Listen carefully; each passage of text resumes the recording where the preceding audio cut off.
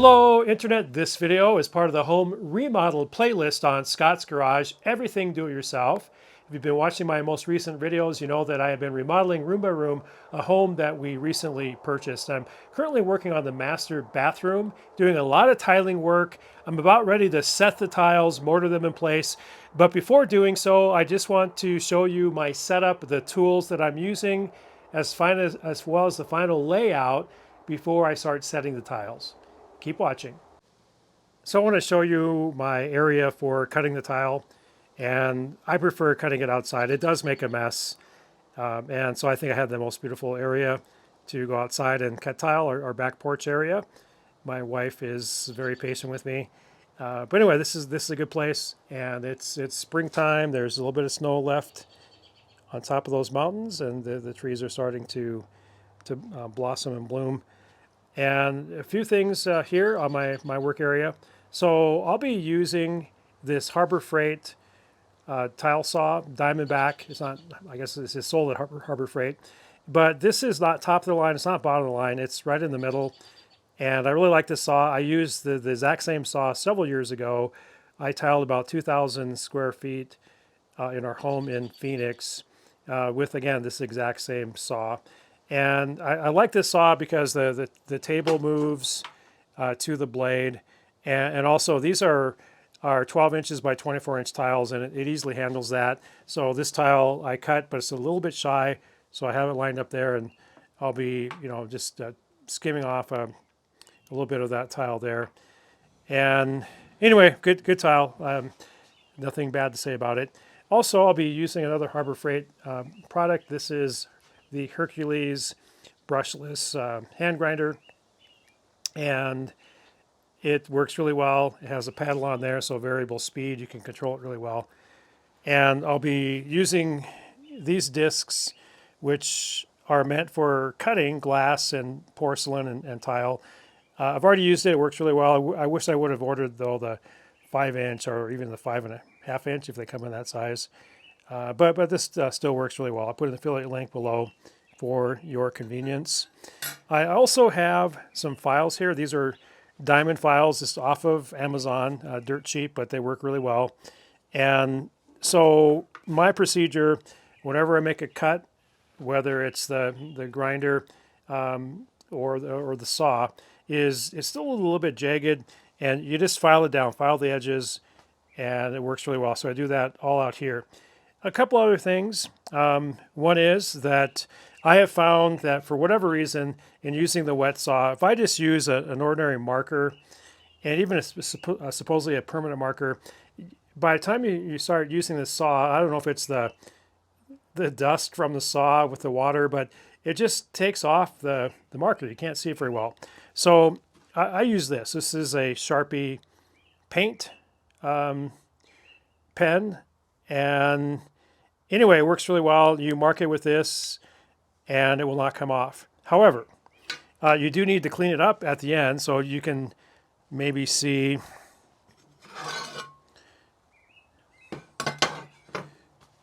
Well, I don't have any. Here we go. So you can see where I've used that marker. And how do you get that off? Well, the answer is lacquer thinner. So I have out here some lacquer thinner and some paper towels, and if it's a tile going inside, I will, after it's cut and it's wet, I'll dry it off, and I'll take some lacquer thinner and clean it up, file it, and then go inside the house. Now let me tell you about the tile itself. So I'm using Stainmaster. This is sold at Lowe's, and I think it's their #1 seller. There's a couple of, like 3 or 4 different versions of this, and we got the whiter version of it. Really like it. It's porcelain. It is it's not the glossy finish at all. I think it's they call it satin finish. And so it's good for showers. You don't want a slick surface when you're coming out of the shower. So there is some grip on it. Yeah, matte finish is what it says. And it's a good price per square foot. So I'm going to cut out the circle for the toilet. This is really important. I already cut one out earlier. You can see that over there, but it has to be a little bit offset. So I was a little bit off. So this is another one. And the toilet itself, I think it's 7 inches. This is a little bit more than 7 inches. This is probably about 7 3/4 inch diameter. And I'll be wearing goggles, and I might even mask up. It's a little bit of breeze here, so the dust perhaps will blow away, but I don't like breathing that in. And anyway, I'll just take this, and the key is that you use the blade itself and create kind of a diagonal profile, and you spin it around, you create a groove, and then you just keep going around, and eventually you'll cut through. So let's get started. So hopefully you can hear me with this mask on.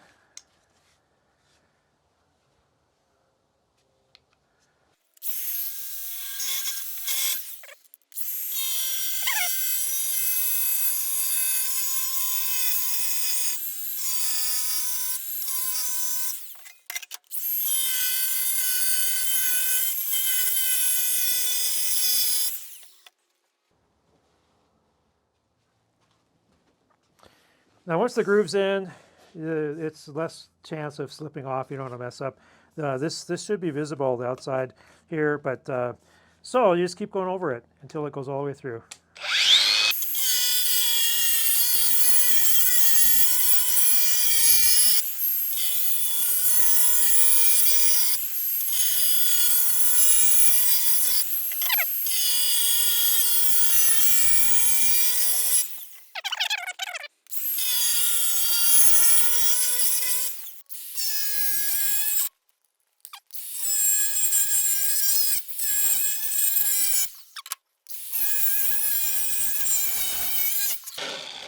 All right, got most of it, just a little bit hanging on.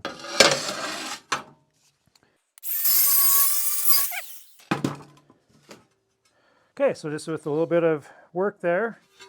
So nice circle, and that's how I cut circles in porcelain tile. All right, I'm going to make a couple cuts on the saw, and then we're going to go inside and make sure that everything is squared up and ready to go.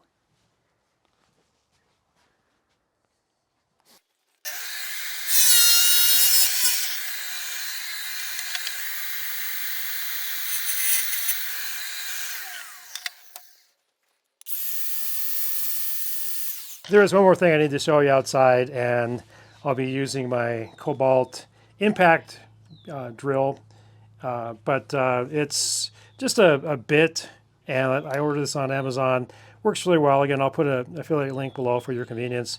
It's 3/4 of an inch. I'll be using this a couple different places, including the pipe that goes into the shower for the shower arms. But this is by the toilet, and this will be the water inlet. And I'm just going to drill through it.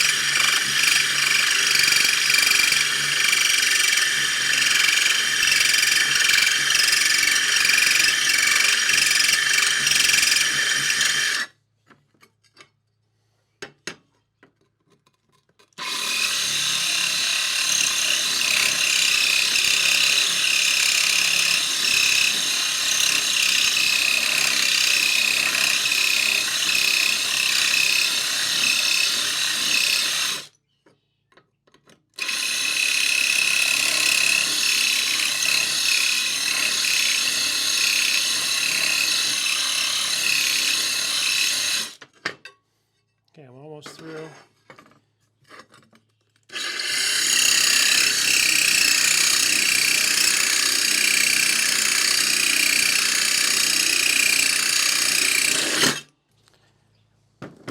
So just a nice, beautiful, clean cut.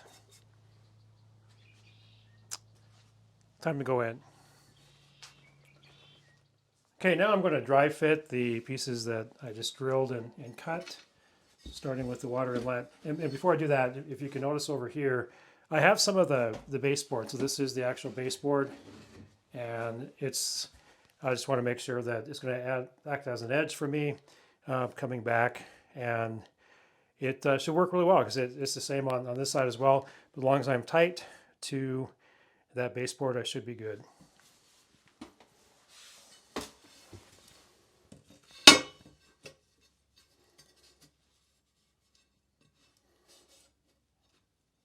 That looks really good. Let's see how I did with the toilet.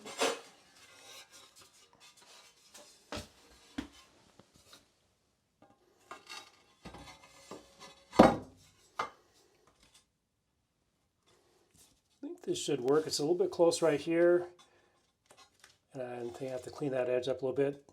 I think I'm within the tolerance of it. And I'm using 16th inch gaps for the grout. So just want to make sure everything's pulled tight against these spacers for dry fitting it. And I'll double check this with the type of wax. I got a specialized wax ring for the toilet that I will dry fit as well. Make sure that works, but it's looking good.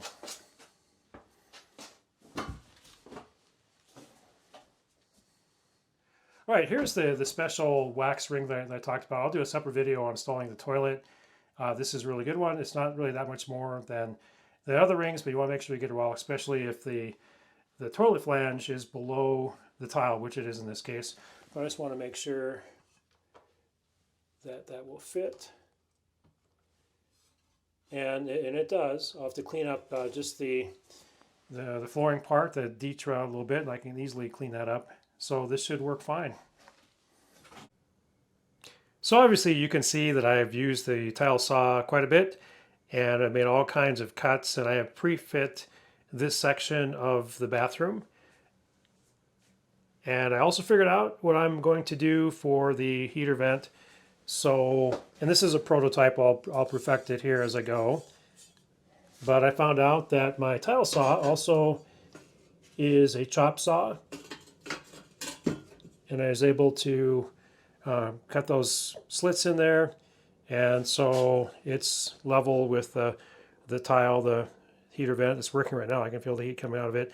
Again, I'll perfect it, but that's the idea.